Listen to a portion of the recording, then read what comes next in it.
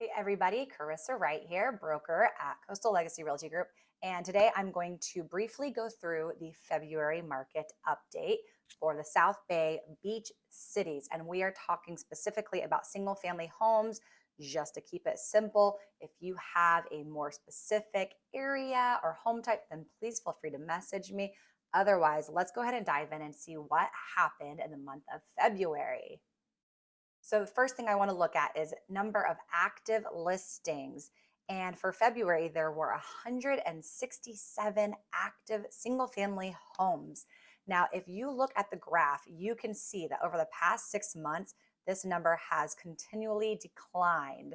However, I'm not that surprised by it because when you look historically at the trend, usually number of active listings, it does decrease during this time of year. So the high being October and dwindling down over the last few months. It'll be good to see what happens in March when historically it does start to go back up again.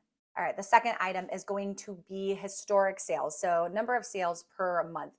And when you check out this graph, you can see that for 2023 there at the very bottom, we are really low. Number of sales is at about half of what it typically is, if not a third of where it typically is.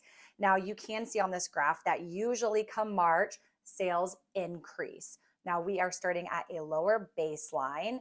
And so we will definitely want to see what happens in March, and hopefully the number of sales increases, but I'm not feeling too optimistic at this point considering inventory is still so extremely low.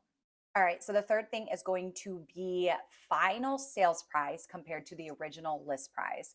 And check this out. There was a huge drop in February. So final sales price was 30% less than the original list price, meaning one of two things. Either some people got some killer deals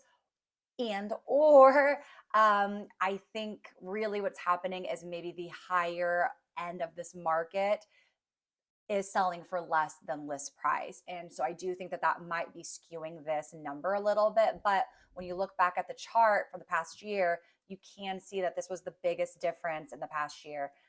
With the little inventory we have, I have a hard time believing that this will be the same scenario for March, but we'll definitely continue to follow it.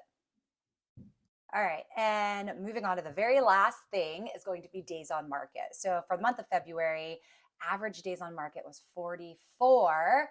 However, when you take a look at the graph, it is pretty standard for this time of year. So in my opinion, no big surprises there. And you can see that as we typically move into spring months, the days on market does decrease. And again, I will say that I am seeing the higher priced listings sit for longer than the lower priced listings. So I think that is also contributing to this number.